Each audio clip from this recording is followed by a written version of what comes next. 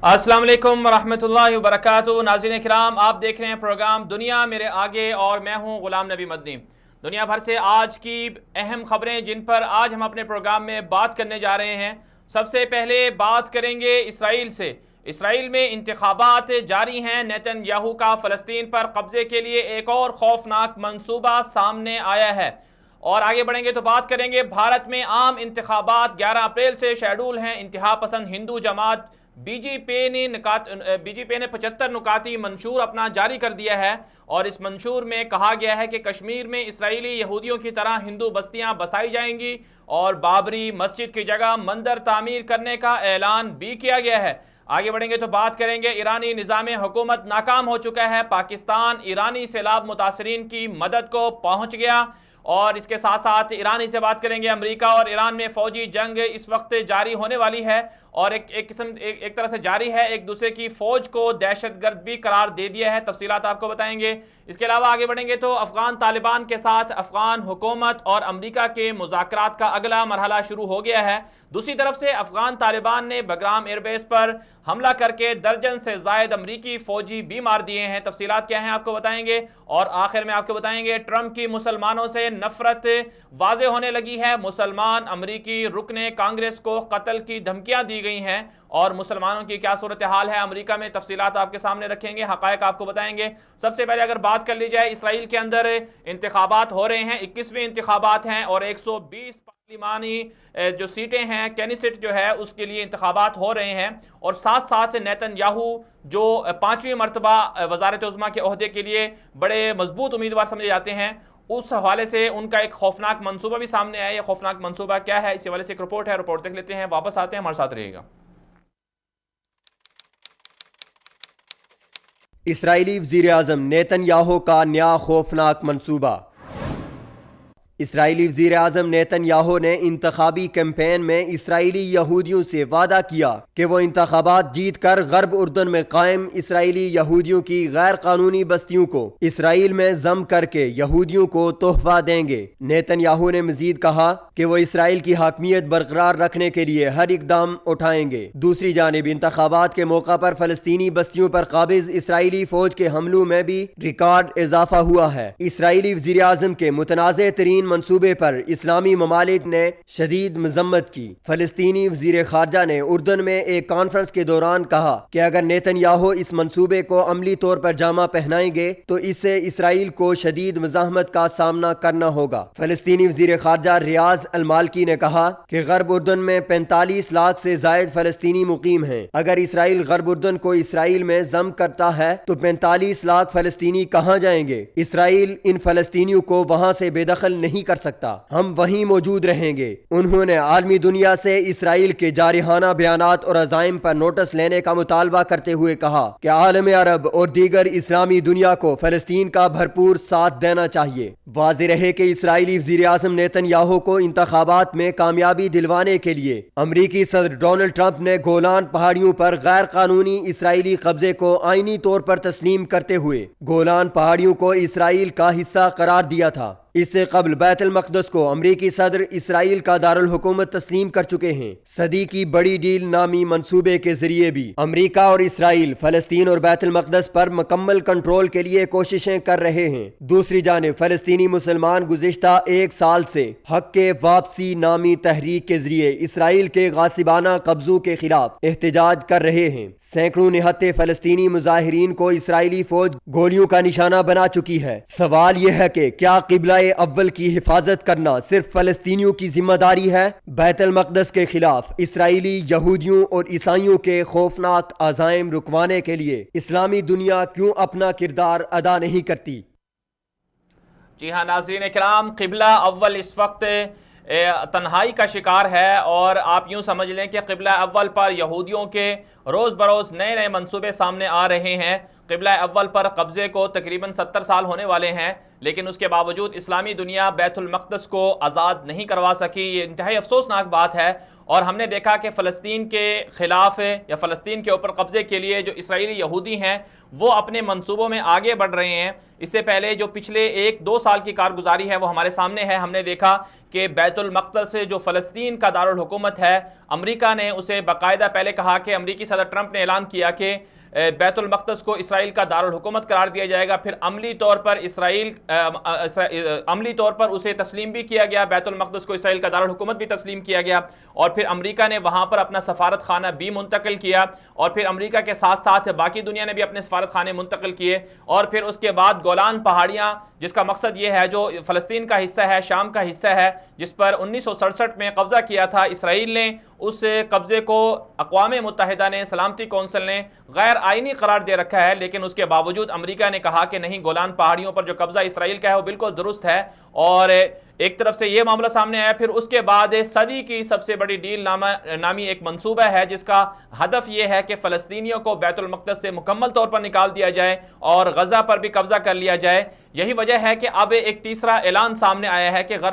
غرب اردن کا جو علاقہ ہے اس کو اسرائیل میں ضم کر لیا جائے گا۔ تو 35 لاکھ جو وہاں پر فلسطینی بستے ہیں ان کا کیا بنے گا؟ مزید بات کر لیتے ہیں اسی حوالے سے۔ ہمارے ساتھ لائن پر موجود ہیں غزہ سے معروف صحافی ہیں جناب جلال محمود الفرا صاحب، فلسطینی ہیں۔ جلال صاحب، بہت بہت شکریہ، آپ نے وقت دیا ہمیں۔ یہ فرمائیے کہ فلسطین قبلہ اول کے خلاف اسرائیلی یہودیوں کے جو عزائم ہیں، منصوبے ہیں، وہ آگے بڑھ رہے ہیں۔ آپ سب سے پہلے تو یہ بتائیں کہ جو اسرائیل کے اندر اس وقت انتخابات ہو رہے ہیں، تو ان انتخابات کے حوالے سے آپ کیا کہیں گے؟ کیا واقعی نیتن یاہو دوبارہ جیت جائے گا؟ امریکہ اور روس کی خواہش بھی یہی ہے کہ نیتن یاہو کو دوبارہ جتوا دیا جائے، تو انتخابات کے حوالے سے آپ کیا کہیں گے؟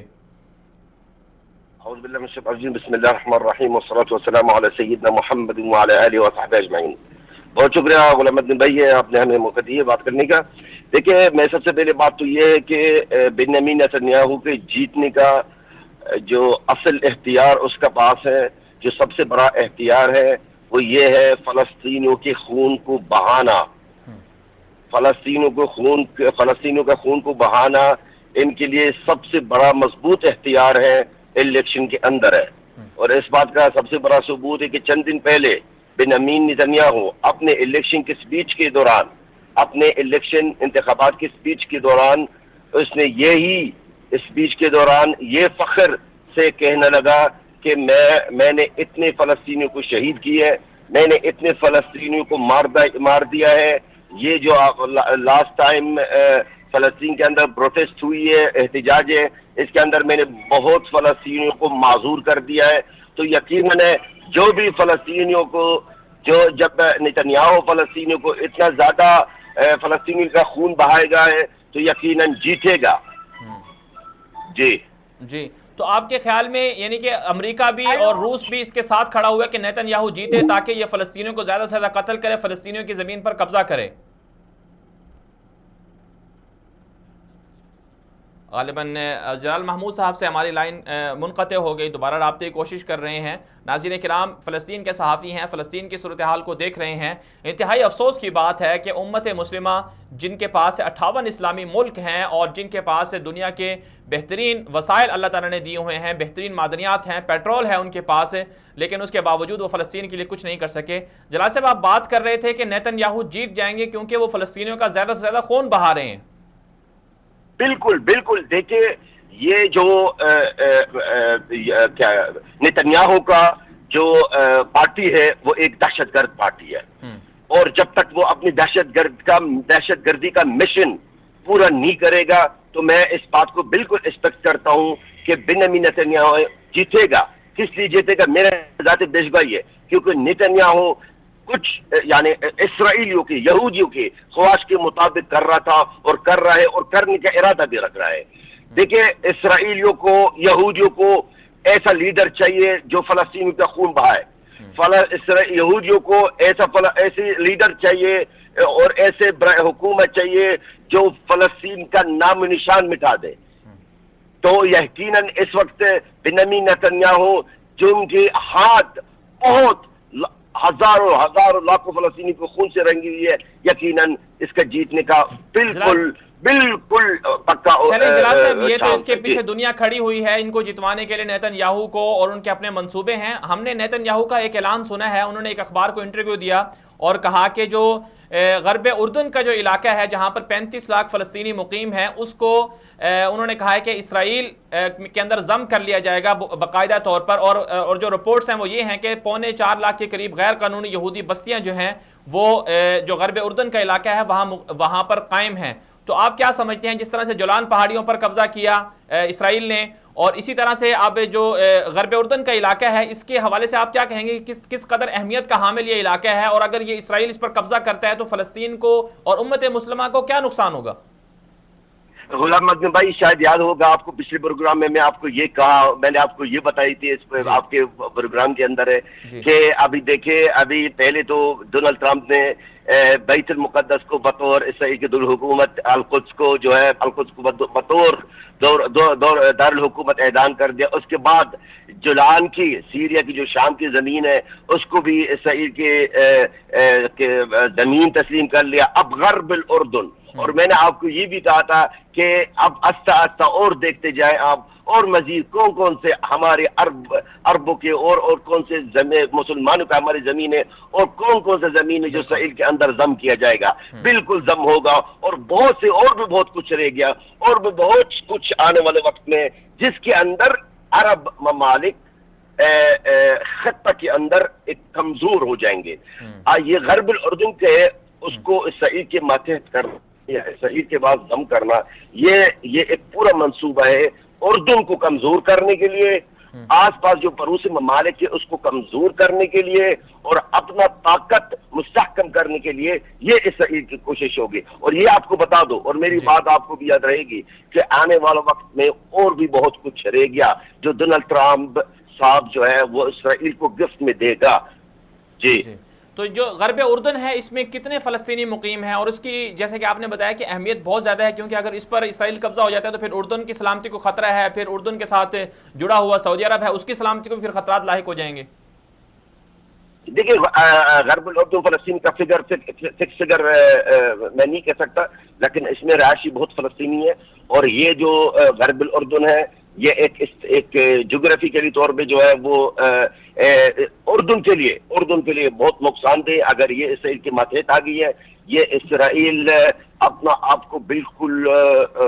سمجھ لے کہ چار دیوار کے اندر اپنا آپ کو چھپانا چاہتی ہے، آپ اپنا آپ کو مضبوط کرنا چاہ رہی ہے۔ اس غرب الاردن کی زمین کو حاصل کرنے کے لیے، اس علاقے کو حاصل کرنے کے لیے بالکل اسرائیل ایک سیف ہو جائے گی۔ ان کے اپنے عسکری قیادت کی سوچ کے مطابق کہ غرب الاردن کی جو زمین ہے وہ اگر اسرائیل کے ماتحت ہوگی تو اسرائیل اور مضبوط ہو جائے گی۔ چلیں، بہت شکریہ جلال صاحب، آپ نے ہمیں وقت دیا۔ یہ تھے ہمارے ساتھ جلال محمود الفرح صاحب، فلسطین غزہ سے صحافی ہیں، وہاں کی صورتحال کے بارے میں ہمیں آگاہ کر رہے تھے۔ ناظرین کرام، جلال محمود فرح صاحب ہی نے ہمیں بہت پہلے، پچھلے 2-3 ہفتے پہلے ہم نے پروگرام کیا تھا، اس میں ہمیں آگاہی دی تھی کہ جس طرح سے امریکہ اور اسرائیل مل کر گریٹر اسرائیل کے منصوبے پر عمل پیرا ہیں، اور جس طرح سے ٹرمپ جو ہے وہ نیتن یاہو کی سپورٹ کر رہا ہے، جس طرح سے نیتن یاہو جو ہے وہ رشیا جا کر روسی صدر کے ساتھ ملاقاتیں کر رہے ہیں، اور پھر دنیا نے یہ بھی دیکھا کہ شام جہاں پر تقریباً 15 لاکھ شامیوں کو قتل کر دیا گیا، جہاں پر 80 لاکھ سے زیادہ شامیوں کو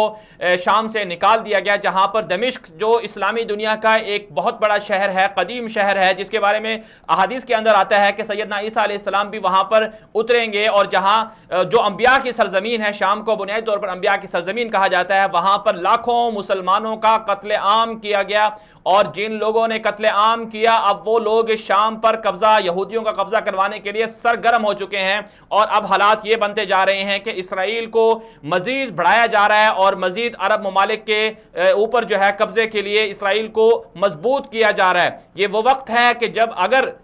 ہے کہ اگر اسلامی دنیا اکٹھی نہ ہوئی، اگر اسلامی دنیا اسرائیل کے جو خطرات ہیں، اسرائیل کے جو خوفناک عزائم ہیں، اگر ان سے متنبع نہ ہوئی اسلامی دنیا، تو اس کا مطلب یہ ہوگا کہ ایک دن ایسا آئے گا کہ پورے کے پورے مشرق وسطیٰ پر شاید اسرائیل کا قبضہ ہو جائے۔ جب پوری دنیا پر اس وقت پوری دنیا کا اکنامک نظام جو ہے، پورا کا پورا معاشی نظام یہودیوں کے ہاتھ میں ہے، تو اگر اس طرح سے پوری دنیا کے جو مشرق وسطیٰ کے جو امیر ترین ممالک ہیں، عراق ہے، شام ہے اور سعودی عرب ہے اور یہ خلیجی ممالک ہیں، اگر یہاں تک یہودی پہنچ جاتے ہیں تو اس کا مطلب ہے کہ پاکستان کو بھی بہت بڑا خطرہ لاحق ہو سکتا ہے۔ اس لیے پاکستان کو اور باقی امت مسلمہ کو، بالخصوص ترکی اور سعودی عرب کو مل کر اس خوفناک، اس خطرناک کھیل کے اندر اپنا کردار ادا کرنا ہوگا اور امت مسلمہ کو بچانا ہوگا، قبلہ اول کو بچانا ہوگا۔ ہم ترس گئے ہیں کہ صلاح الدین ایوبی کیوں نہیں آ رہا، ہم ترس گئے ہیں کہ سیدنا عمر فاروق رضی اللہ تعالیٰ عنہ کہاں چلے گئے، ہم ترس گئے ہیں کہ ہمارے پاس سیدنا عمر فاروق رضی اللہ تعالیٰ عنہ کے نام لینے والے موجود ہیں، صلاح الدین ایوبی کے نام لینے والے موجود ہیں،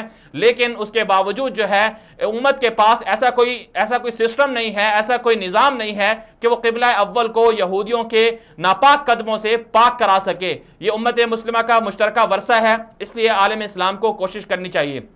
بہرحال ناظرین کرام آگے بڑھیں گے۔ ایک اور ٹاپک جو ہمارا ہے جس پر میں بات کرنی ہے وہ ہے مقبوضہ کشمیر کا۔ بدقسمتی یہ ہے کہ میں اس وقت جب پروگرام کر رہا ہوں تو جذبات پر کنٹرول نہیں رکھ پا رہا ہوں، کیونکہ ہر طرف مسلمانوں کا خون بکھرا ہوا ہے۔ اگر آج کے دن کی میں بات کر لوں، 9 اپریل 2019 کی بات کر لوں، تو اس وقت مسلمانوں پر ہی ظلم ڈھایا جا رہا ہے۔ آپ لیبیا کی صورتحال دیکھ رہے ہیں، وہاں پر معمر قذافی کو ہٹا کر وہاں کو تہس نہس کر دیا گیا۔ پھر تیونس کی صورتحال دیکھ رہے ہیں، الجزائر کے اندر اس وقت بھی احتجاجی مظاہرے ہو رہے ہیں۔ سوڈان جو اسلامی دنیا کا ایک بہت بڑا ملک ہے، جس کے پاس بہت بہترین محل وقوع ہے، وہاں پر احتجاجی مظاہرے ہو رہے ہیں، مسلمانوں کا قتل عام ہو رہا ہے، مسلمان باہر نکلے ہوئے ہیں۔ یمن کی صورتحال دیکھ لیں، افغانستان کی صورتحال دیکھ لیں، اسی طرح سے مقبوضہ کشمیر کی صورتحال آپ دیکھ لیں کہ مسلمانوں کا قتل کیا جا رہا ہے۔ کیا کبھی آپ نے یہ سوچا کہ مقبوضہ اسلامی دنیا ہی کیوں قتل ہو رہی ہے؟ کیا ہم نے کبھی یہ سنا کہ یورپ کے اندر بھی قتل ہو رہے ہیں، یورپ کا کسی ملک بھی بدامنی کا شکار ہے؟ کیا ہم نے کبھی یہ تصور کیا کہ امریکہ کے اندر کسی ملک کے اندر جو ہے جنگ لگی ہوئی ہے؟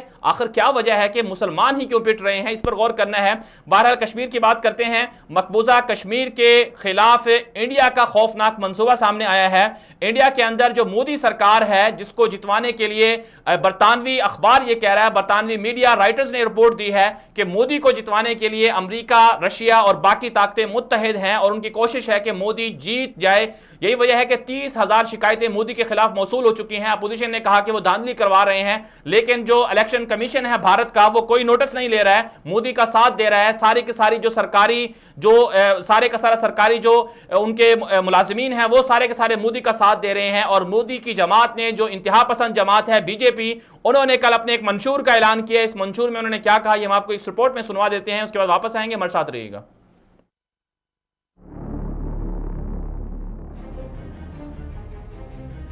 نریندر مودی کا انتخابات میں کامیابی کے لیے متنازع منشور۔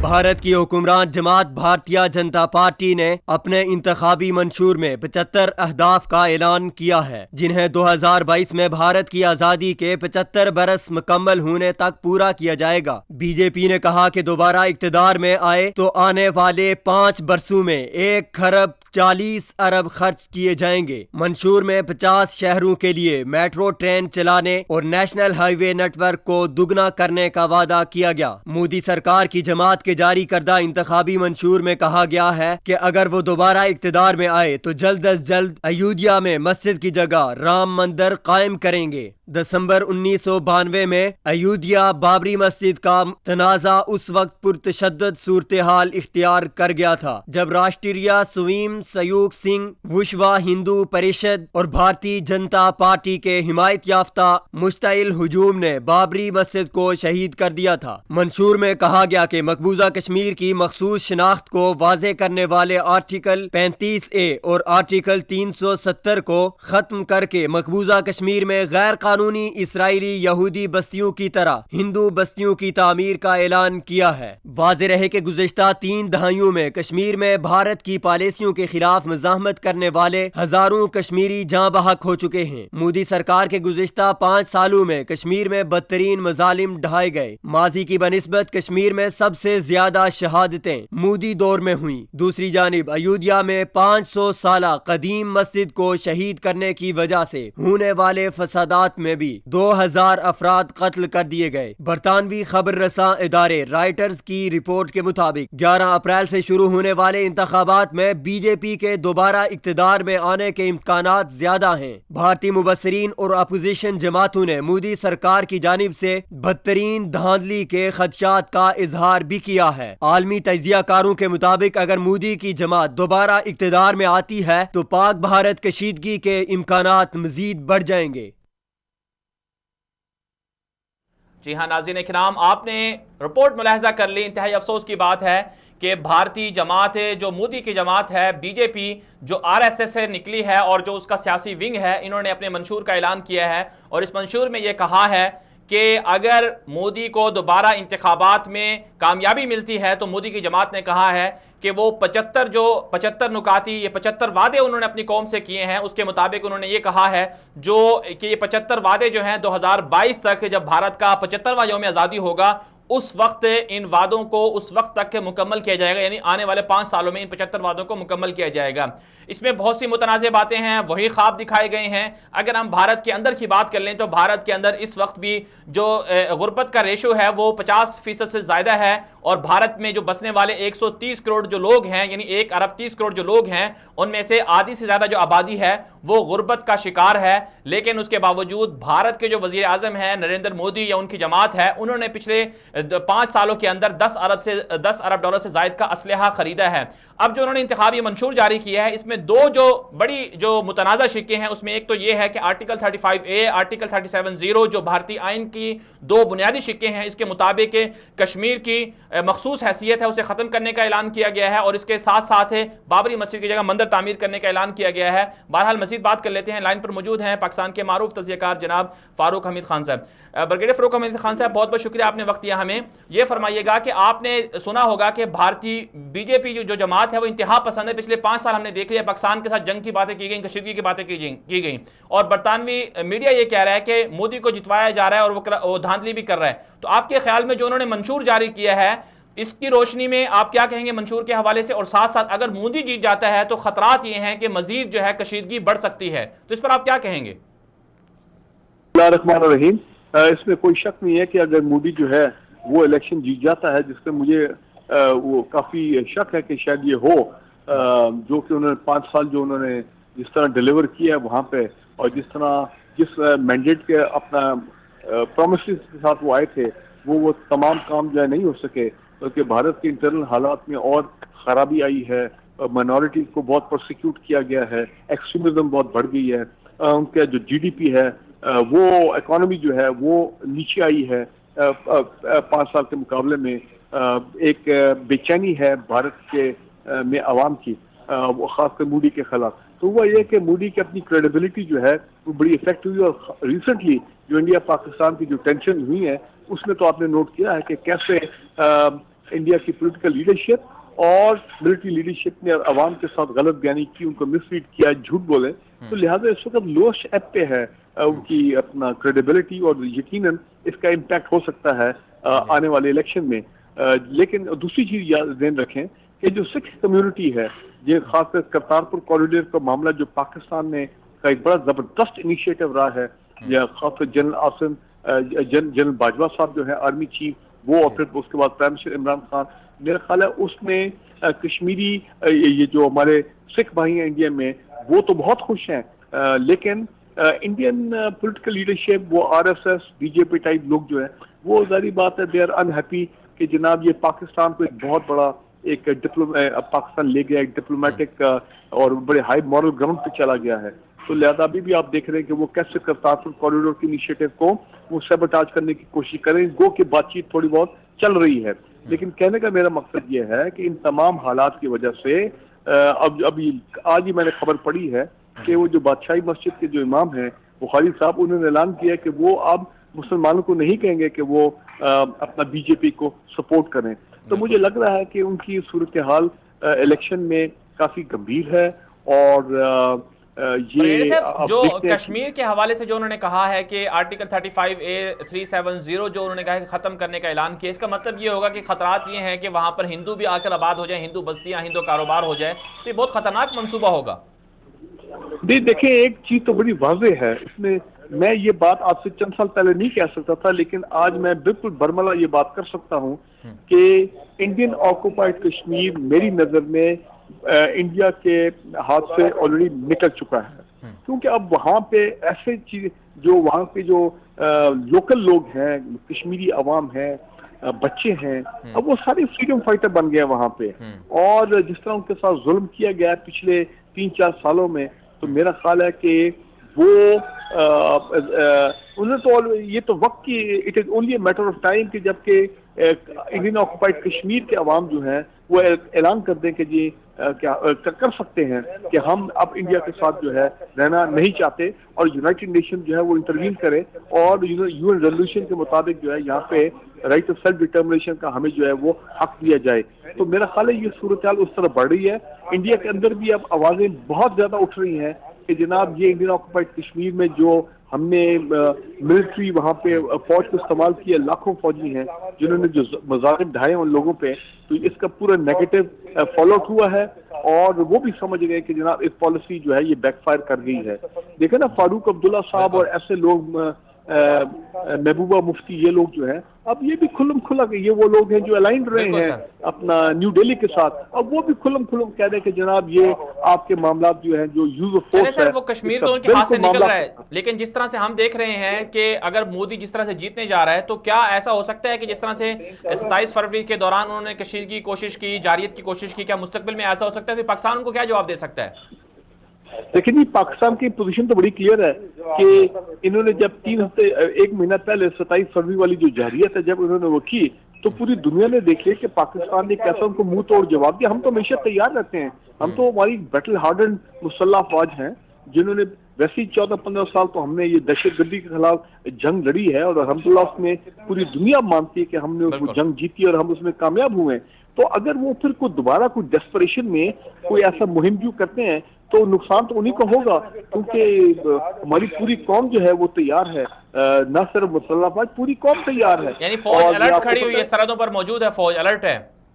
جی دیکھیں مجھے وہ ڈیٹیل نہیں معلوم ہے، لیکن میں سمجھتا ہوں کہ پاکستان کی مسلح فوج، ہمارے فارن منسٹر صاحب نے بھی 2 دن پہلے کہا ہے کہ ہم وقت ہم تیار رہتے ہیں، اسٹیٹ آف الرٹ میں ہیں کہ کسی قسم کا کوئی مہم جو ہوتی ہے یہ الیکشن سے پہلے تو ظاہری بات ہے ہم تو منہ توڑ جواب دینے کے لیے بالکل تیار ہے، اس میں تو کوئی شک نہیں ہے، دنیا بھی جانتی ہے بالکل، لیکن ہم دنیا کو یہ کہہ رہے ہیں کہ ان کو آپ ان کو ریسٹرین کریں، ان کو پریویل کریں انڈیا کے اوپر کہ وہ خطے کا امن جو ہے وہ اس کو خراب نہ کریں، اور یہ الیکشن کی وجہ سے پولیٹیکل مائلیج لے کے جو ہے وہ اس کو نہ آگے بڑھے۔ اور دوسری بات یہ انڈیا کی مسلح فوج جو ہے وہ بھی بڑی پریشان ہے، وہ پریشان یہ ہے کہ ان کی کریڈیبلٹی افیکٹ ہو گئی ہے عوام کی نظر میں، وہ ڈی مورلائز ہیں، اور وہ کہہ رہے ہیں وہ سمجھ گئے ہیں کہ جناب مودی نے تو ان کو ایکسپلائٹ کیا ہے، ان کو مس یوز کیا اپنے پولیٹیکل گیمز کے لیے، تو یہ بھی بڑی صورتحال ہے جو وہاں پہ پیدا ہوگی۔ انڈین میڈیا جو ہے وہ پریشان ہے بالکل کہ جناب یہ سارا ہمارے ساتھ جھوٹ بولا گیا، وہ کدھر گئے وہ 300 لوگ جو کہتے ہیں ہم نے پتہ نہیں کون سی بالا کوٹ کون سی جگہ ہم نے 300 لوگ مارے، بھائی پوری دنیا کہہ رہی ہے تو ایسی کوئی چیز نہیں ہے۔ پھر F-16 کے بارے میں ہے کہ پی ایف کے F-16 ایسی کوئی بات ہی کوئی نہیں ہے، دنیا کہہ رہی ہے، انٹرنیشنل میڈیا کہہ رہا ہے، انٹرنیشنل جرنل اب لکھ رہے ہیں کہ جناب کوئی پی ایف کا کوئی ایسی F-16 کا کوئی نقصان نہیں ہوا۔ تو دیکھیں نا آپ نے جتنا جھوٹ بولا ہے عوام کے سامنے اور پھر آپ جھوٹ بول رہے ہیں انٹرنیشنل کمیونٹی، تو آپ تو بری طرح ایکسپوز ہو گئے ہیں۔ تو مجھے تو مودی کے الیکشن دوبارہ آنے پہ مجھے تو چانسز بہت ہی ڈم نظر آ رہے ہیں۔ اور دیکھیں نا لیڈرشپ اگر اپنی عوام کے ساتھ جھوٹ بولے، غلط بیانی کرے، تو پھر آپ کو پتا عوام کیسے ریئیکٹ کرتے ہیں۔ بالکل سر، مودی نے بالکل سر آپ نے درست فرمایا، مودی نے جھوٹ بولا اور وہ ایکسپوز ہو گئے۔ آپ کا بہت شکریہ، آپ نے وقت دیا ہمیں۔ یہ تھے ہمارے ساتھ بریگیڈیئر فاروق حمید خان صاحب، معروف تجزیہ کار تھے۔ ناظرین کرام، ایک طرف سے بھارتی جو میڈیا ہے وہ جھوٹ بولتا ہے، جھوٹ کا سہارا لیتا ہے، کیونکہ سارا کا سارا فنڈ جو ہے وہ بھارتی حکومت انہیں دے رہی ہے، یعنی بی جے پی دے رہی ہے، مودی سرکار انہیں پیسے ان پر بہائے ہیں میڈیا کے اوپر، اس لیے وہ اپنی عوام سے جھوٹ بولتی ہے۔ بھارت کے 1 ارب 30 کروڑ لوگ نہیں سمجھتے کہ اصل حقائق کیا ہیں، کہ بھارت کے پاس جو اسلحہ ہے وہ بھی بیکار ہے، اور بھارت نے پاکستان کے خلاف کوئی بھی ایسی سرجیکل سٹرائک نہیں کی. اگر کوئی انہوں نے پاکستان کے خلاف جاری کوشش کی تو اس میں بھی ناکامی کا سامنا کرنا پڑا. پچھلے 1 مہینے کے اندر بھارت کے 4-5 جہاز بھی گرا دیے گئے ہیں. اس ساری صورتحال میں جو ایک اور بڑا مسئلہ ہے وہ ہے بھارت کے اندر انتہا پسندی کا. وہ ہے کہ بھارت کے اندر بسنے والے 20 سے 25 کروڑ مسلمانوں کے اوپر مظالم کا. اگر RSS کی جو سیاسی ونگ ہے, یہ جو مودی سرکار کی جماعت ہے BJP, اگر یہ جیت جاتی ہے تو اس کا مطلب یہ ہے کہ بھارت کے اندر بسنے والے 25 کروڑ جو مسلمان ہیں ان کی زندگی کو خطرات لاحق ہو سکتے ہیں. اس وقت آپ ہماری سکرین پر دیکھ رہے ہیں, یہ آج کی تازہ فوٹیج ہے اور یہ آج کی خبر ہے کہ بھارت کے اندر ایک مسلمان ہیں, ان پر الزام لگایا گیا کہ انہوں نے گائے کو ذبح کیا ہے. اس کے مقابلے میں جب ہندو انتہا پسند وہاں پر جو تھے, انہوں نے اس بزرگ مسلمان شہری کو ایک کچن میں بٹھایا اور کچن میں بٹھا کر ان کو زبردستی جو ہے وہ سور کا یعنی حرام گوشت کھانے کا کہا. تو یہ کتنی افسوسناک بات ہے. اس سے پہلے ہم نے دیکھا کہ ایک گھر کے اندر ہندو انتہا پسند گھس گئے اور مسلمانوں کو زدوکوب کیا, ان کو مارا. تو بھارت کے اندر جو 25 کروڑ مسلمان ہیں ان کی زندگیوں کو خطرات لاحق ہیں اگر مودی سرکار جیت جاتی ہے. اس لیے مودی کی جماعت کو ہرانا یہ نہ صرف بھارت کے جو مسلمان ہیں ان کی ذمہ داری ہے, بلکہ بیرونی دنیا میں جو بسنے والے لوگ ہیں ان کی بھی ذمہ داری ہے کہ ایسے انتہا پسندوں کو بھارت سے ختم کیا جائے. کیونکہ بھارت کی جو مودی سرکار کی جو جماعت ہے, مودی کا جو خود کا نظریہ ہے, ان کا نظریہ یہ ہے کہ بھارت کے اندر صرف اور صرف ہندوؤں کو رہنا چاہیے, اور وہ بھی اونچی ذات والے جو ان کے ہندو ہیں ان کو رہنا چاہیے. باقی جو سکھ ہیں, مسلمان ہیں, ان کا ہندوستان کے اندر کوئی ان کے لیے جگہ نہیں ہے. تو اس لیے مودی کا دوبارہ جیتنا آنا انتہائی خطرناک ہے. اس لیے پہلی بات تو یہ ہے کہ الیکشن کو شفاف ہونا چاہیے. دوسری بات یہ ہے کہ مسلمانوں کو خود کھڑے ہونا چاہیے کہ BJP کو, جو وہاں کی جو بھارتیہ جنتا پارٹی ہے, اس کو وہ شکست دیں اور اپنا کردار ادا کریں. اور ساتھ ساتھ پاکستان کو اور باقی اسلامی دنیا کو بھی بھارت کے اندر انتخابات پر نظر رکھنی ہے کہ کہیں دھاندلی کے ذریعے سے وہ دوبارہ انتخابات نہ جیت سکیں. بہرحال ناظرین کرام آگے بڑھتے ہیں. ایک اور جو ٹاپک ہے ہمارے پاس, انتہائی حساس ٹاپک ہے, انتہائی خطرناک ٹاپک ہے, وہ یہ ہے کہ امریکہ اور ایران کے درمیان جو ہے وہ فوجی جنگ شروع ہو گئی ہے. امریکہ نے سپاہ پاسداران انقلاب جو ایران کی بہت بڑی طاقت ہے, بہت بڑی ملیشیا ہے, اس کو کہا کہ دہشت گرد قرار دے دیا ہے. اور دوسری طرف سے ایرانی پارلیمنٹ نے, ایرانی حکومت نے جو امریکہ کی فوج ہے اس کو داعش کی طرح دہشت گرد قرار دے دیا ہے. ہم آپ کو آگے چل کے بتائیں گے کہ کیا واقعی امریکہ اور ایران میں دشمنی ہے یا امریکہ اور ایران آپس میں دوست ہیں. اور پھر سوال یہ بھی ہوتا ہے کہ کیا امریکہ نے جو سپاہ پاسداران انقلاب پر پابندی لگائی ہے اس کا ہدف کیا ہے, اہداف اور مقاصد کیا ہیں. کیا حقیقتاً امریکہ جو ہے سپاہ پاسداران انقلاب کا دشمن ہے, یا پھر امریکہ ایران کے ساتھ دنیا کو دکھا کچھ اور رہا ہے اور پس پردہ کچھ اور رہا ہے. لیکن یہ تفصیلات ہم آگے چل کے آپ کو بتائیں گے. لیکن اس سے پہلے سپاہ پاسداران انقلاب ہے کیا, اور ایران کے اندر کس طرح سے اس جماعت نے دیگر ملیشیا پیدا کیے, اور کس طرح سے پاکستان سے, افغانستان سے لوگوں کو مذہب کی بنیاد پر, مسلک کی بنیاد پر بھرتی کر کے شام, عراق, یمن وغیرہ میں لڑنے کے لیے بھیجا. یہ تفصیلات ہم آپ کو رپورٹ میں دکھا دیتے ہیں. رپورٹ پہ واپس آئیں گے, ہمارے ساتھ رہیے گا. امریکہ اور ایران میں فوجی جنگ. بیرونی دنیا میں ایران کی پراکسی وار کے خلاف عرب ممالک تو متحد تھے ہی, اب امریکہ اور یورپ بھی ایران کی دہشت گردانہ کارروائیوں کے خلاف یک زبان ہو چکے ہیں. ایران کے متنازع جوہری پروگرام کی وجہ سے امریکہ سمیت دنیا کے کئی دیگر ممالک نے ایران پر پابندی عائد کر رکھی ہے, جن میں تجارتی لین دین, بیرونی دنیا کے ساتھ سفارتی تعلقات سمیت کئی شعبوں میں ایران دنیا کے باقی ممالک سے کٹ کر رہ گیا ہے. ایران پر امریکی پابندیوں سے ایرانی معیشت کا دیوالیہ نکل چکا ہے. ایرانی سپریم لیڈر علی خامنائی, صدر حسن روحانی سمیت تمام اعلیٰ حکومتی عہدیدار امریکی پابندیوں سے ہونے والے نقصانات پر چیخ رہے ہیں. ہونا تو یہ چاہیے تھا کہ ایران بیرونی دنیا میں مداخلت بند کر کے عالمی قوانین کا احترام کرتا, متنازع جوہری پروگرام پر عالمی دنیا کے ساتھ مذاکرات کرتا, ان کے تحفظات دور کرتا, تاکہ غربت, بے روزگاری, بنیادی سہولیات زندگی سے محروم ایرانی عوام کی فلاح و بہبود پر ایرانی وسائل اور سرمایہ کو. لیکن ایران ہٹ درمی, ضد اور مقابلہ بازی پر اتر آیا. یہی وجہ ہے کہ ایران پر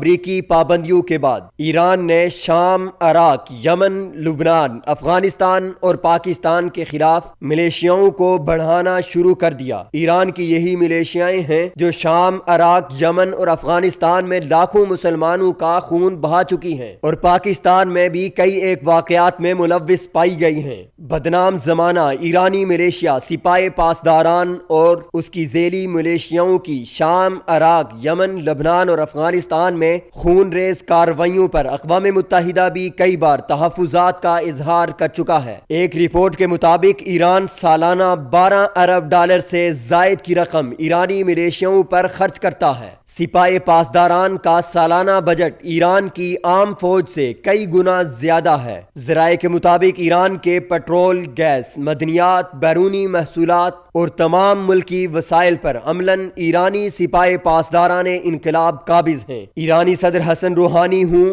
یا ان سے پہلے کے صدور اور حکومتیں، سپاہ پاسداران انقلاب ملیشیا ان سب پر حاوی رہیں۔ ایرانی سپاہ پاسداران انقلاب کے سربراہ قاسم سلیمانی، جسے امریکہ نے دہشت گرد قرار دے رکھا ہے، ایرانی صدر حسن روحانی سے زیادہ طاقت رکھتے ہیں۔ بنیادی طور پر ایرانی سپاہ پاسداران انقلاب کو خمینی انقلاب کی حفاظت کے لیے بنایا گیا تھا۔ خمینی انقلاب کی حمایت نہ کرنے والوں کو سپاہ پاسداران انقلاب نے بے دردی سے قتل کیا۔ ایران سمیت بیرونی دنیا میں تمام اہداف اور ٹارگٹ کو ایرانی سپاہ پاسداران انقلاب کنٹرول کرتی ہے۔ یوں کہا جائے تو قطعاً غلط نہ ہوگا کہ ایران پر اصل حکمرانی سپاہ پاسداران انقلاب کی ہے۔ یہی وجہ ہے کہ قاسم سلیمانی کی حسن روحانی اور وزیر خارجہ جواد ظریف سے اختیارات پر کئی بار لڑائی ہو چکی ہے اور اس وقت بھی قاسم سلیمانی اور ایرانی صدر اور وزیر خارجہ کے درمیان مخاصمت جاری ہے۔ ایرانی سپریم لیڈر علی خامنائی کو اگرچہ سپاہ پاسداران جواب دہ ہوتی ہے، لیکن ایرانی سپریم لیڈر بھی سپاہ پاسداران کے محتاج ہیں۔ اگر یہ نہ ہوں تو علی خامنائی کی زندگی کا چراغ تک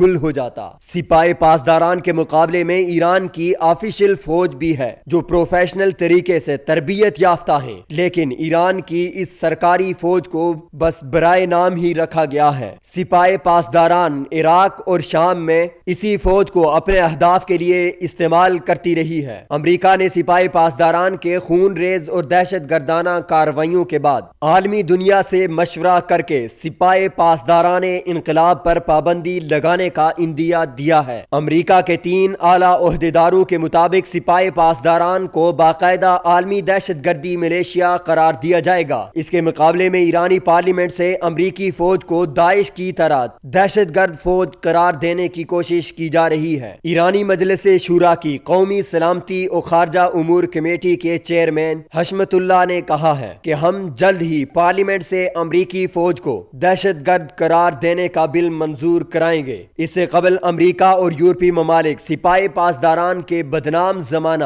جرنیلوں کو دہشت گرد قرار دے کر پابندیاں لگا چکا ہے۔ سوال یہ ہے کہ کیا سپاہ پاسداران انقلاب کو دہشت گرد قرار دینے سے عراق، شام، افغانستان، پاکستان، لبنان، یمن اور دیگر ممالک میں شدت پسند ایرانی ملیشیاؤں کی خون ریز کارروائیاں رک جائیں گی؟ جی ہاں ناظرین کرام، سوال یہ ہے کہ کیا ایرانی سپاہ پاسداران انقلاب کو دہشت گرد قرار دینے کے بعد خطے میں جو پراکسی وار چل رہی ہے وہ رک جائے گی یا نہیں؟ اس حوالے سے ہم آپ کو مزید بھی تفصیلات بتائیں گے کہ اصل اہداف کیا ہیں کہ ایران کی سپاہ پاسداران انقلاب پر پابندی لگائی گئی ہے اور اس کے مقابلے میں امریکہ کی جو فوج ہے اس پر پابندی لگائی ہے کس نے؟ ایران کی حکومت نے کہا ہے کہ وہ دہشت گرد ہے۔ لیکن اس سے پہلے اگر بات کر لی جائے سیلاب کے حوالے سے تو ایران کے اندر جو سیلابی صورتحال ہے وہ انتہائی افسوسناک ہے، کیونکہ ایران کے اندر اس وقت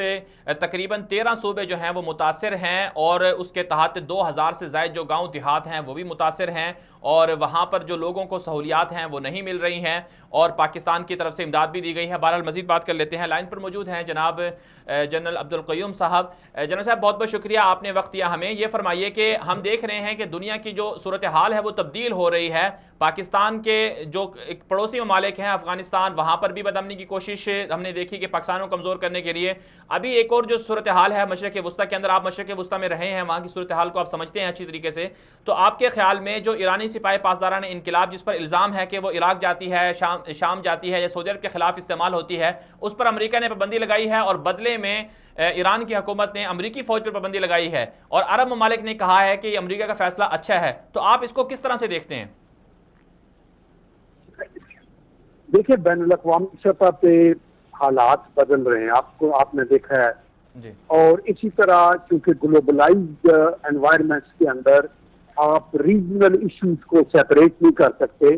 تو یہی وجہ ہے کہ مڈل ایسٹ کے اندر بھی، یوریشیا کے اندر بھی، ساؤتھ آف چائنا سی کے اندر بھی، ساؤتھ ایشیا میں بھی حالات جو ہیں وہ اس طرح سے چینج ہوتے جا رہے ہیں. اور چونکہ بین الاقوامی سطح پہ اوپر ایک امریکہ، انڈیا اور اسرائیل کی ایک الائنمنٹ ہے، اسی طرح وہ پھر ان مقاصد کے حصول کے لیے اپنے طور کے اوپر ایسی پالیسیاں اور تھریٹس ہوتی ہیں. ایران ایک ہمارا نیبر ہے اور ہم یہ چاہتے ہیں، اور مسلمان ملک ہے، کہ ہمارے سب کے ساتھ اچھے تعلقات رہیں، لیکن امریکہ آلدو ان کے ساتھ پہلے معاہدہ کیا، پھر اس کو یک طرفہ طور پہ توڑا. ہم یہ بھی چاہتے ہیں کہ سعودی عربیہ ہمارا پاکستان کا سب سے قریب ترین دوست ہے، اور ہم چاہتے ہیں کہ مسلم امہ میں کسی لحاظ سے بھی جو مسلمانوں کے دشمن ہیں وہ تفرقہ نہ ڈال سکیں اور ان کو آپس میں توڑے نہیں. تو ہم ان کو جوڑنے کی کوشش کرتے رہتے ہیں اور کرتے رہیں گے. بالکل. تو آئی تھنک ان حالات کے اندر یونٹی ان مسلم امہ از موسٹ امپارٹنٹ، جس کو ہمیں آگے لے کے چلنا چاہیے. اور جو اسلامک کانسیپٹ ہے کہ جو آپ سے زیادتی کرے اسے معاف کرو، جو کٹے اس سے جڑو،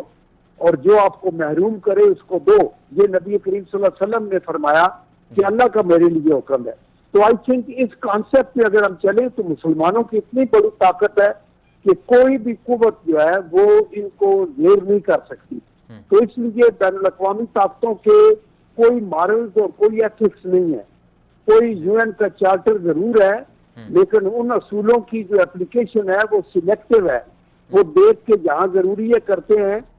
سوڈان کے اندر ساؤتھ سوڈان کا الگ کر دیا، تیمور کا مسئلہ ہوا،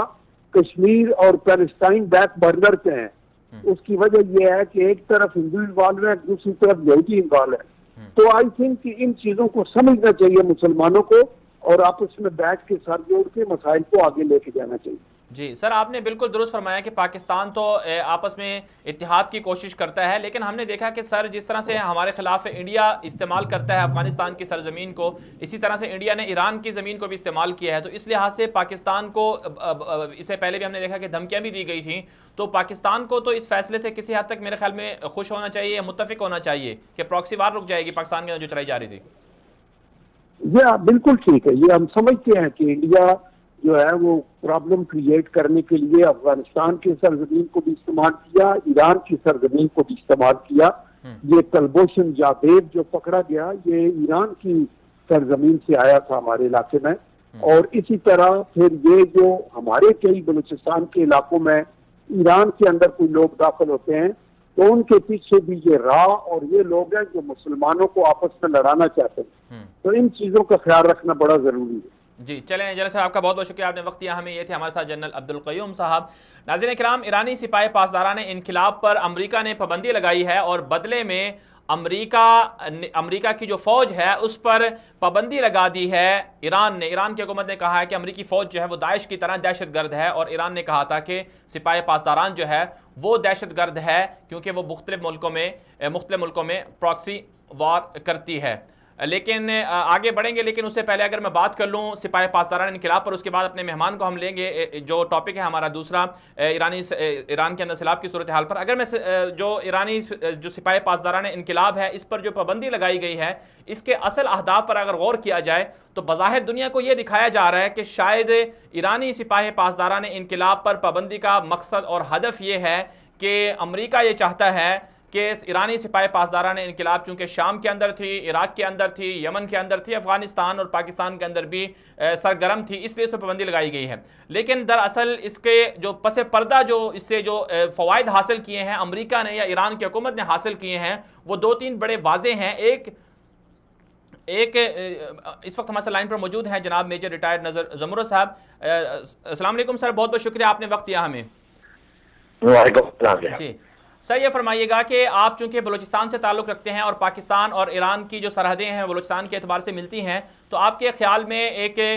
بڑی جو صورتحال خبر سامنے آئی ہے وہ یہ ہے کہ ایرانی سپاہ پاسداران انقلاب پر پابندی لگائی گئی ہے امریکہ کی طرف سے، تو آپ اس کو کس طرح سے دیکھتے ہیں کہ ایران کے اندر سے پاکستان کے اندر بھی اس طرح کی کارروائیاں ہوتی رہیں اور پھر پاکستان پر الزام بھی لگتا رہا کہ شاید پاکستان کے اندر کوئی دہشت گرد موجود ہیں، حالانکہ پاکستان نے تو ہمیشہ سے ڈینائی کیا ہے، انکار کیا کہ ہمارے پاس تو کوئی دہشت گرد نہیں ہے، ہم تو اپنی سرزمین کو کسی کے خلاف استعمال نہیں کرنے دیتے ہیں؟ بالکل آپ نے صحیح کہا کہ پاکستان کی جو سرزمین ہے وہ کسی کے لیے استعمال نہیں ہوتی ہے، اور یہ نارملی یہ بھی بہت سارے انسیڈنٹس ہوئے ہیں کہ جو پاسداران والے ہیں ایران والے، ان کی فائرنگ سے ہمارے بندے بھی کافی زخمی ہوئے،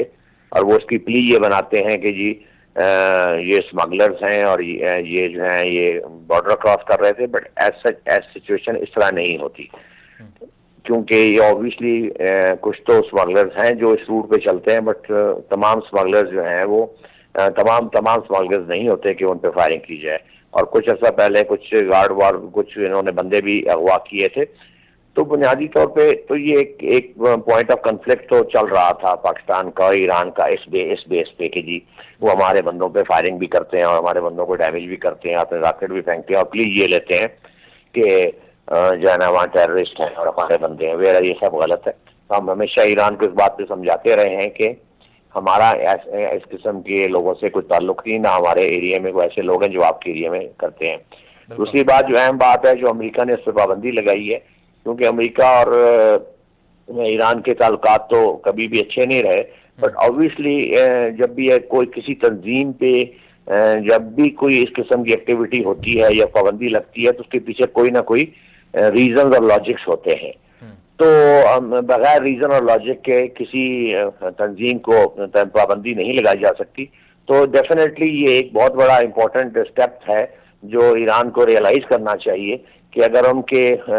پاسداران جو ہیں وہ اس قسم کی ایکٹیویٹیز میں شامل ہیں، جو فنڈنگ کو اس قسم کی ہے، تو اس کی روک تھام کر کے امن کے طور پر اس کو استعمال کیا جائے۔ سر اس میں جو اسٹیپ اٹھایا ڈیفینیٹلی جی سر آپ نے بالکل درست نشاندہی کی۔ آپ نے دیکھا ہوگا کہ ماضی میں ہم نے دیکھا کہ سپاہ پاسداران کے ماتحت جو مختلف تنظیمیں تھیں ان کو شام میں بھیجا گیا تھا، تو پاکستان سے زینبیون بریگیڈ کو بھرتی کر کے شام میں بھیجا گیا تھا، پاکستان نے اس پہ کنٹرول بھی حاصل کیا تھا، تو اس اعتبار سے سپاہ پاسداران کی پاکستان کے اندر بھی مداخلت رہی ہے؟ نہیں، ڈائریکٹ تو نہیں رہی، دیکھیں بنیادی طور پہ ڈائریکٹ تو نہیں، بٹ وہ کسی حد تک انڈائریکٹلی آپ کہہ سکتے ہیں کہ انہوں نے یہاں کے لوگوں کو استعمال کیا، یہ اس میں تو کوئی دو رائے نہیں ہے کہ یہاں کے جو لوگ ہیں وہ استعمال ہوئے ہیں، اور جو جن کو انہوں نے ایک بریگیڈ کا نام دے کے لوگوں کو یوز کیا اور بہت سارے حالات، اس میں تو کوئی شک والی بات نہیں، اور اس پہ پولیٹیکلی اور جو ہے ڈپلومیٹکلی اس بات پہ ایران سے بہت دفعہ بات چیت بھی ہوئی ہے،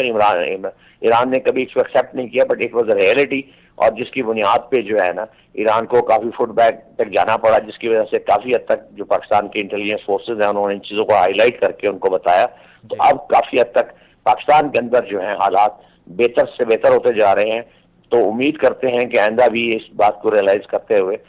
ایران اس قسم کی ایکٹیویٹی نہیں کرے گا کہ جہاں پاکستان کو انسٹیبل کیا جائے یا پاکستان میں کوئی دہشت گردی۔ سر ایک اور جو مسئلہ ہے وہ یہ ہے کہ ایران کے اندر سیلابی صورتحال جاری ہے، اور پاکستان کے وزیر اعظم عمران خان صاحب کی طرف سے امداد دی گئی ہے، انہوں نے ٹویٹ بھی کیا تھا ایک اس سے پہلے کہ ہم ایران کی جو متاثرین ان کی مدد کریں گے، تو آپ کے خیال میں آپ چونکہ صوبہ بلوچستان سے تعلق رکھتے ہیں کہ پاکستان کا صوبہ بلوچستان وہ بھی بہت پسماندگی کا شکار ہے، اسی طرح سے ایران کا صوبہ بلوچستان وہ بھی پسماندگی کا شکار ہے، تو آپ کیا کہیں گے کہ پاکستان نے یہ جو جذبہ خیر سگالی کے ساتھ امداد کی ہے اس پر، اور جو خود ایرانی عوام ہیں ان کے لیے پاکستان کو مزید کیا کرنا چاہیے اور وہاں کی حکومت کو کیا کرنا چاہیے؟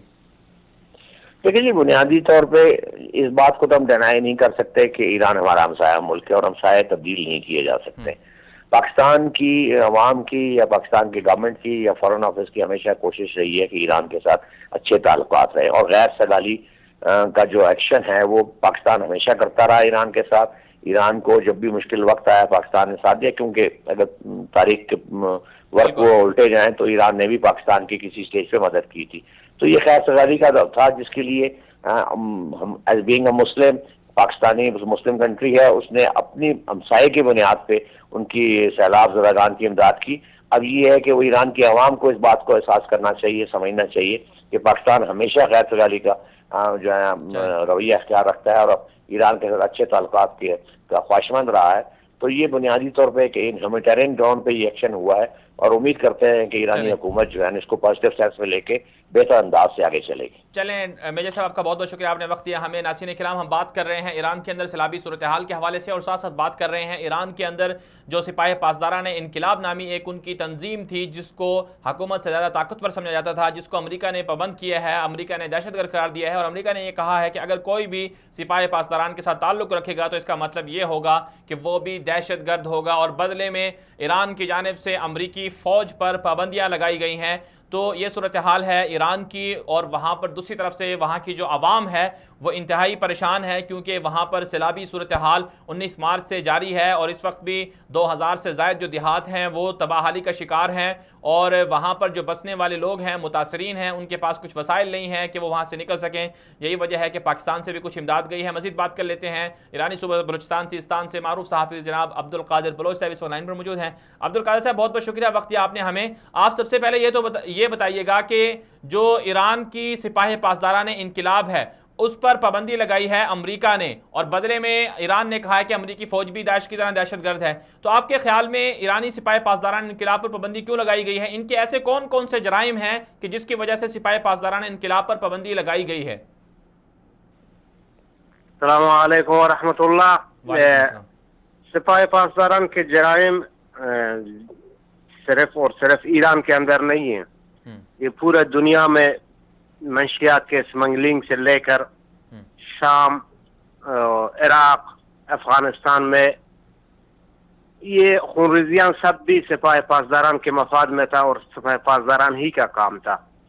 لمبے عرصے تک امریکہ جو افغانستان میں سرگرم تھا یا عراق میں، یہ تو سبھی کے سب سپاہ پاسداران ہی کی وجہ سے تھا۔ دہشت گرد گروپوں کو یا داعش کے بنانے میں ایران کا بہت بڑا ہاتھ تھا۔ تو جرائم اگر دیکھیں گے ایران کا تو اسرائیل ابھی روسفید ہو گیا، جتنے انسانیت مظالم جو سپاہ پاسداران نے کیا تھا، قدس فورسز یا زینبیون اور فاطمیون بریگیڈ یا دوسرے اہل تشیع کے دوسرے جو عراق میں ملیشیا ہیں، ان کے تھرو تو فہرست بہت لمبی ہے۔ جی، تو آپ کے خیال میں یعنی کہ پابندی لگائی گئی ہے بالکل ٹھیک لگائی گئی ہے، کیونکہ ایران نے شام کے اندر بدامنی پھیلا کر پورا کا پورا جو شام ہے وہ اسرائیل کے حوالے کیا ہے، اس کے لیے پورا کا پورا میدان انہوں نے صاف کیا ہے۔ جی، اصل میں پابندیاں تو پہلے ہی لگنا چاہیے تھا، دیر آمد درست آمد، لیکن کچھ مفادات ہیں اسرائیل کا، کچھ یورپین کنٹریز کا، اور کچھ امریکہ کا، رشین کا، تو ابھی تو اسی لیے پابندیاں دیر سے لگی ہے۔ اور اگر اب یہ پابندیاں نہیں لگتی تھے تو امریکہ کے اتحادی جو خلیجی ممالک ہیں کم امریکہ سے ان کا اعتماد تو کم ہوتا تھا۔ ٹھیک ہے عبدالقادر صاحب، اسی لیے مجبوراً ان لوگوں نے جی عبدالقادر صاحب، ایک اور ہمارا ٹاپک ہے وہ ہے ایران کے اندر سیلابی صورتحال۔ آپ چونکہ صوبہ بلوچستان سیستان سے تعلق رکھتے ہیں، آپ نے دیکھا ہوگا کہ بلوچوں کی حالت بہت پسماندہ ہے، ان کے پاس وسائل تو ہیں جو ایرانی حکومت قابض ہے، لیکن ان کے لیے کچھ کر نہیں رہی ہے۔ ابھی دیکھا ہے کہ ایران کے اندر جو سیلاب ہے اس سے بہت سے لوگ متاثر ہیں، تو ایران کے اندر سیلاب کی صورتحال کیوں پیدا ہوئی اور اس سے لوگ کیوں متاثر ہیں، اور ایرانی حکومت کیا کر رہی ہے؟ جی ہاں، اصل میں یہاں میں کچھ باتیں ہیں جو عام طور پر ہم ان کو نہیں دیکھتے ہیں۔ صوبہ مازندران ہو گیا، گیلان اور گلستان کرمانشاہ، تو ادھر زیادہ تر جو بستے ہیں اور سیلاب کے زد میں آ گئے تھے تو یہ سب اہل سنت والجماعت ہیں۔ خوزستان میں اور اہواز میں یہ عرب ہیں۔ تو یہاں پہ سیلاب اصل میں اتنا ہی زیادہ نہیں تھا۔ اگر آپ اخبارات کو دیکھ لیں یا نوٹ کریں، کئی جگہوں سے سڑکوں کو سپاہ پاسداران نے دھماکے کے ذریعے اڑا دیا تاکہ وہ پانی جو اس طرف پھنسا ہوا ہے تھوڑا دباؤ کم ہو جائے، لیکن وجہ یہ نہیں تھا۔ وجہ یہ تھا کہ سیلاب کا حد سے زیادہ دکھایا جائے تاکہ ہو سکتا ہے امریکی یہ پابندیاں نہ لگائے اور سیلاب کی وجہ سے تھوڑا سا وہ ہو جائے جو کہ نہیں ہوا، ان کے حق میں نہیں ہوا۔ اگر آپ دیکھیں گے یہ ویڈیوز میں یا دوسرے جگہوں میں، خوزستان میں، اہواز میں، تو لوگ سپاہ پاسداران کے ساتھ لڑ رہے ہیں کہ تم نے کیوں یہ سڑکوں کو توڑ کے پانی کو ہمارے گاؤں کے اندر آپ نے آنے دیا۔ اور اس کے ذمہ دار بھی، یہ سیلاب کے ذمہ دار بھی وہی سپاہ پاسداران ہی ہے۔ قدرتی طور پر جنگلات تھے ادھر, معادن, پتھر, مٹی, یہ سب کو انجینئرنگ کے بغیر سپاہ پاسداران ہی نے نکال کر ملک کے باہر اور اندر بھی بھیجا تھا. اور زیر زمین پانی کے ذخائر بھی کم ہوئے تھے. انقلاب خمینی میں ڈیم بنانے میں یہ تو ریکارڈ ہے سپاہ پاسداران اور خاتم الانبیاء جو ذیلی شاخہ ہے سپاہ پاسداران کا. تو یہ ڈیم سارے بن گئے, تو ان کا پانی صرف وہی جنرلوں, کرنلوں اور بڑے شیعوں کے مولوی اور آیت اللہوں کے لیے جو زراعت کے شعبے میں بڑے پیمانے پر تھے, تو یہ پانی انہی کو دیا گیا اور انجینئرنگ کے بغیر تھا. تو سیلاب آ گیا, تو سیلاب آتا ہے, جب آتا ہے تو پھر بعد میں وہ اپنا راستہ خود بناتا ہے. بالکل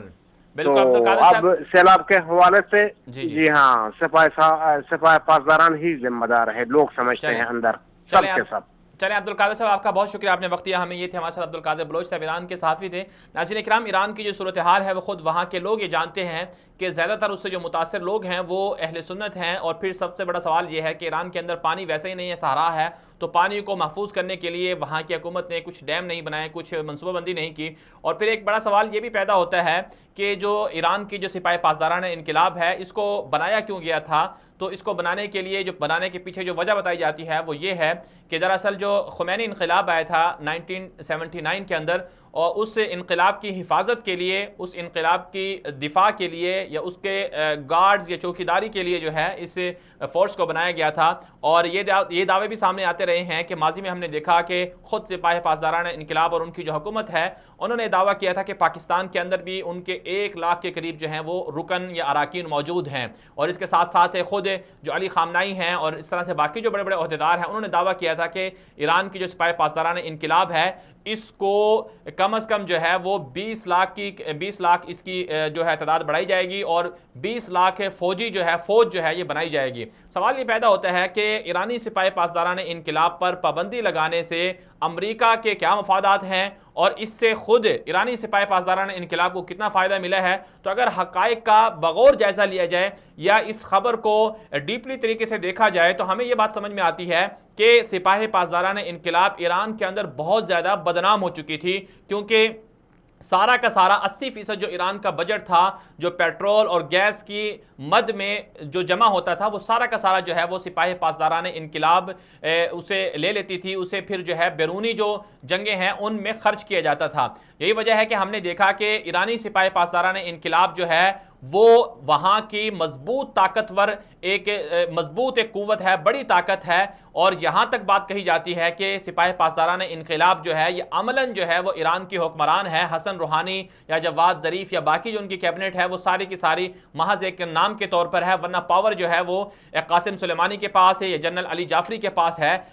حقیقتاً جو براہ راست جو ہیں وہ علی خامنائی کو جواب دہ ہوتے ہیں. تو سپاہ پاسداران انقلاب کے بارے میں کہا جاتا ہے کہ 80% ایران کا بجٹ جو ہے وہ کھاتی ہے, اور ایرانی جو سپریم لیڈر ہیں علی خامنائی, وہ ان کو اس حوالے سے مخصوص جو ہیں وہ ان کو مخصوص انہوں نے ان کے لیے اجازت بھی دی ہوئی ہے. اور پھر ساتھ ساتھ جو باقی جو بازار ہیں, بڑی بڑی مارکیٹیں ہیں یا بڑے بڑے پروجیکٹس ہیں, یا بیرونی دنیا کے اندر جو ہے مختلف ملکوں سے جو معاہدات ہیں, ان سب میں بھی جو ہے سپاہ پاسداران انقلاب جو ہے وہ آگے ہوتی ہے, انہی کا ہاتھ ہوتا ہے. تو اب بنیادی طور پر یہ ساری صورتحال جب تھی تو خود ایران کی جو عوام ہے وہ انقلاب کے جو موجودہ نظام حکومت ہے اس کے بہت خلاف ہے, احتجاجی مظاہرے ہو رہے ہیں, اور وہ ساتھ ساتھ جو ہے سپاہ پاسداران انقلاب کے بھی خلاف تھی. تو امریکہ نے جو پابندی لگائی ہے سپاہ پاسداران انقلاب پر, اس سے گویا کہ امریکہ نے باقاعدہ طور پر تسلیم کر لیا ہے کہ سپاہ پاسداران انقلاب جو ہے ایک بہت بڑی قوت ہے, اور اس سے جو فائدہ اٹھایا ہے ایرانی سپاہ پاسداران انقلاب نے کہ وہ اپنی عوام کو مزید بیوقوف بنائیں گے کہ دیکھو جو امریکہ ہمارا دشمن ہے, جو امریکہ عراق پر حملہ کرتا ہے, یا جو امریکہ مرگ بر امریکہ کے نعرے ہیں, تو عوام کو بیوقوف بنانے کے لیے وہ دنیا کے سامنے یا اپنی عوام کے سامنے یہ پیش کر رہے ہیں کہ امریکہ کا سپاہ پاسداران پر پابندی لگانے کا مطلب یہ ہے کہ ایران کو مزید کمزور کیا جائے. اس لیے وہ سپاہ پاسداران انقلاب کی بہت ضرورت ہے, اور اب یہ ہوگا کہ سپاہ پاسداران انقلاب کے خلاف ایران میں کوئی بھی بات نہیں کر سکے گا. ایک تو یہ ہدف ہے, اور دوسرا جو بڑا ہدف ہے وہ یہ ہے کہ بظاہر تو پابندی لگائی گئی ہے, لیکن پس پردہ امریکہ اور ایران کے تعلقات جو ہیں وہ قائم ہیں. یہی وجہ ہے کہ ہم دیکھتے ہیں کہ سپاہ پاسداران انقلاب شام میں داخل ہوتی ہے, عراق میں داخل ہوتی ہے, وہاں پر گراؤنڈ جو ہے وہ صاف کرتی ہے, اور پھر اسرائیل جو ہے وہ آگے بڑھتا ہے. اور ایک وقت تھا کہ بشار الاسد کو بچانے کے لیے سپاہ پاسداران انقلاب شام میں موجود تھی، لیکن اور کوئی بھی جو سپاہ پاسداران انقلاب تھے اس کو کوئی بھی نہیں مار سکتا تھا، لیکن اب وہ وقت ہے کہ سپاہ پاسداران انقلاب خود بخود شام سے پیچھے ہٹ گئی ہے، عراق سے پیچھے ہٹ گئی ہے، تاکہ وہاں پر اسرائیل کا کنٹرول ہو جائے۔ تو اصل جو صورتحال سامنے آتی ہے وہ یہ سامنے آتی ہے کہ دراصل پس پردہ جو ہیں وہ ایران کی حکومت کے، ایران کی سپاہ پاسداران انقلاب کے نہ صرف امریکہ کے ساتھ تعلقات قائم ہیں بلکہ فرانس اور باقی یورپی ممالک کے ساتھ بھی اچھے اور گہرے روابط مضبوط ہیں۔ دنیا کو یہ نظر آتا ہے کہ شاید وہ آپس میں دشمن ہیں، اور یہ بات ریکارڈ کا حصہ ہے کہ ہم نے دیکھا کہ ماضی کے اندر بھی جو کچھ ہوا، اسرائیل سے ایران نے اسلحہ خریدا، اور اب بھی یہ صورتحال ہے۔ ایرانی خمینی انقلاب کو بنانے والا کون تھا؟ فرانس تھا۔ بہرحال آگے بڑھیں گے، ہم نے بات کرنی تھی افغانستان کے حوالے سے۔ افغانستان کے اندر مذاکرات جاری ہیں، اور اگلا جو راؤنڈ ہے، اگلا جو مرحلہ ہے وہ قطر کے اندر شروع ہونے جا رہا ہے، اور اس کے اندر پہلی مرتبہ ایسا ہو رہا ہے کہ افغانستان کی جو موجودہ گورنمنٹ ہے انہوں نے بھی اپنا ایک وفد جو ہے وہ طالبان سے مذاکرات کے لیے بھیجا ہے، اور یہ کہا ہے کہ افغان حکومت بھی اب طالبان سے مذاکرات کرے گی۔ تو تین فریق بنیادی طور پر میز کے اوپر بیٹھیں گے، ایک طرف سے افغان حکومت، دوسری طرف سے افغان طالبان، اور تیسری طرف سے افغان جو امریکہ ہے وہ بیٹھے گا۔ اب صورتحال یہ چل رہی ہے کہ ایک دن پہلے جو ہے طالبان نے بگرام ایئر بیس پر حملہ کیا، اور تقریباً جو ہے وہ 10 سے زائد امریکی فوجیوں کو مار دیا۔ اب صورتحال یہ چل رہی ہے کہ انتخابات قریب ہیں افغانستان کے، اور امریکہ کے درمیان مذاکرات بھی ہو رہے ہیں۔ پچھلے ہفتے جو ہے وہ جو زلمے خلیل زاد وہ پاکستان کے دورے پر تھے، آرمی چیف سے ملاقات بھی کی۔ پاکستان بھی افغانستان میں کیا امن کا خواہاں ہے، لیکن پس پردہ جو تعلقات ہیں وہ یہ ہیں کہ جو اشرف غنی ہے اس کی حکومت کو مزید جتوانے کی تیاریاں کی جا رہی ہیں، لیکن یہی وجہ ہے کہ طالبان جو ہے وہ امریکی فوج پر اور افغان حکومت پر حملے بھی کر رہے ہیں۔ اگر افغانستان کے اندر امن ہوگا تو وہ اسی وقت ہوگا جب امریکہ وہاں سے نکل جائے، لیکن امریکہ نہیں چاہتا کہ وہ افغانستان سے نکل جائے، اس لیے افغانستان کے اندر طالبان کے حملے بھی جاری رہیں گے، اور جو جنگ ہے وہ بھی اسی طرح چلتی رہے گی۔ یہ اس وقت ہو سکتا ہے جب افغانستان کی موجودہ گورنمنٹ جو ہے وہ تقسیم ہو جائے، ختم ہو جائے، اور افغان صدارتی انتخابات شفافیت کے ساتھ منعقد ہوں، اور باقاعدہ طور پر جو ہے افغانستان کے جو اصل حکمران جسے تصور کیا جاتا ہے، جو 70-80% علاقے پر قابض ہیں افغان طالبان، ان کو بھی اقتدار میں حصہ دیا جائے۔ بہرحال ایک اور ٹاپک تھا وہ امریکہ سے تھا، ہم نے امریکہ سے بات کرنی تھی۔ امریکہ کے اندر جو اسلام دشمنی ہے وہ بہت زیادہ عروج پر ہے، اور ٹرمپ جب حکومت میں آئے تو ٹرمپ نے اعلان کیا تھا کہ امریکہ کے اندر جو بسنے والے مسلمان ہیں ان کو، جو مہاجر ہیں یا تارکین وطن ہیں، ان کو امریکہ سے نکالا جائے گا۔ امریکی صدر نے اپنی انتخابی کمپین بھی مسلمانوں کے خلاف چلائی، اور اسلام سے نفرت اور مسلمانوں سے نفرت کے اوپر جو ہے اپنی انتخابی کامیابی حاصل کی انہوں نے، اور یہی وجہ ہے کہ اس وقت جو امریکی صدر ہیں، امریکی صدر ٹرمپ نے یہ بھی کہا تھا کہ تقریباً 40 کے قریب ممالک پر پابندی بھی لگائی، 40 کے قریب ممالک پر امریکی صدر نے پابندی بھی لگائی کہ ان ممالک سے، جو مسلمان ممالک ہیں، ان کے مسلمان ممالک کو پاکستان آنے نہیں دیا جائے گا۔ تو امریکی صدر کا مسلمانوں سے نفرت انگیز رویہ، اسلام سے نفرت انگیز رویہ اس حد تک آگے پہنچ چکا ہے، اس حد تک خطرناک ہو چکا ہے کہ اب وہاں کی جو رکن پارلیمنٹ ہیں، جو مسلمان خاتون ہیں، جو پہلی مرتبہ 2 مسلمان خاتون جو ہیں وہ وہاں پر جو کانگریس ہے اس کی رکن بنی تھیں، ان کے خلاف ایک طرح سے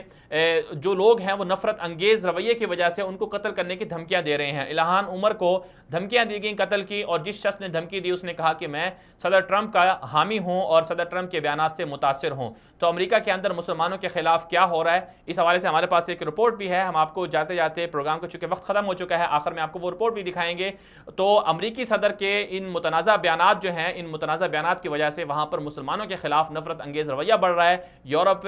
کہاں بیٹھا ہوا ہے، عالمی دنیا کہاں بیٹھی ہوئی ہے کہ شدت پسندی کا مظاہرہ کرنے والا یورپ، شدت پسندی کا یا اسی طرح سے انتہا پسندی، نفرت انگیزی کا جو درس دینے والا ٹرمپ ہے، اس کے خلاف آخر کیوں نفرت انگیزی یا ہیٹ سپیچ یا اس طرح کے مسلمان مخالف جذبات بھڑکانے میں ٹرمپ کے خلاف کیوں مقدمات دائر نہیں ہوتے۔ بہرحال دنیا میرے آگے پروگرام کے لیے جو اس حوالے سے اگر آپ ہمیں فیڈ بیک دینا چاہتے ہیں تو ہمارے جو آفیشیل اکاؤنٹس انہیں فالو کر سکتے ہیں۔ دنیا میرے آگے کے نام سے یوٹیوب پر چینل ہے، اسے بھی آپ سبسکرائب کر سکتے ہیں، اور ساتھ ساتھ دنیا میرے آگے نام سے پیج ہے اسے بھی فالو کر سکتے ہیں، 24 اردو کے پیجز کو بھی فالو کر سکتے ہیں۔ امریکہ میں مسلمانوں کے خلاف کیا ہو رہا ہے، اسی حوالے سے ہماری رپورٹ ہے، رپورٹ دیکھیے اور مجھے اجازت دیجیے۔ اللہ حافظ۔ امریکی مسلمانوں کو قتل کی دھمکیاں۔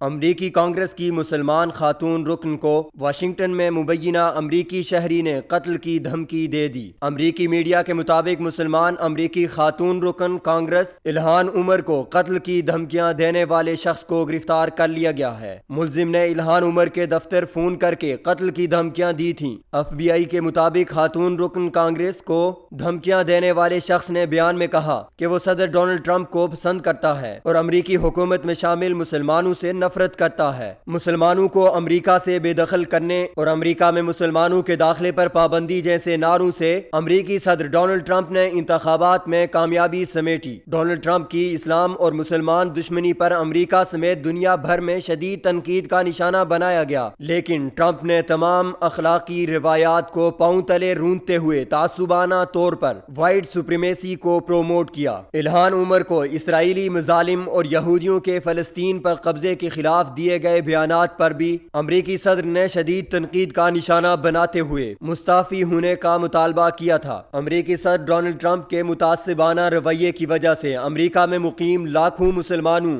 چاہے وہ امریکی کانگریس کے رکن ہوں یا پھر کسی اور سرکاری یا پرائیویٹ ادارے میں جاب کرتے ہوں، ان کی زندگیوں کو خطرات لاحق ہو گئے۔ امریکی کانگریس کی مسلمان خاتون رکن الہان عمر کو دھمکی دینے والا بھی ٹرمپ سے متاثر تھا۔ سوال یہ ہے کہ کیا ٹرمپ کے خلاف نفرت انگیز تقاریر، بیانات کی وجہ سے دہشت گردی اور شدت پسندی کا مقدمہ بنایا جائے گا؟ واضح رہے کہ نومبر 2018 میں ہونے والے امریکی وسط مدتی انتخابات میں الہان عمر امریکی تاریخ میں پہلی بار کانگریس کی رکن منتخب ہونے والی 2 مسلمان خواتین میں سے ایک ہیں۔ الہان عمر نے ریاست منسوٹا سے 72% ووٹ لے کر کامیابی حاصل کی تھی۔ صومالیہ کے دارالحکومت موغادیشو میں پیدا ہونے والی الہان عمر 8 سال کی عمر میں خانہ جنگی کے بعد امریکہ آئی تھیں۔ انہوں نے بین الاقوامی امور میں ڈگری حاصل کی اور سیاست میں حصہ لینا شروع کر دیا اور 2016 کے انتخابات میں وہ مینسوٹا اسمبلی کی رکن منتخب ہوئی۔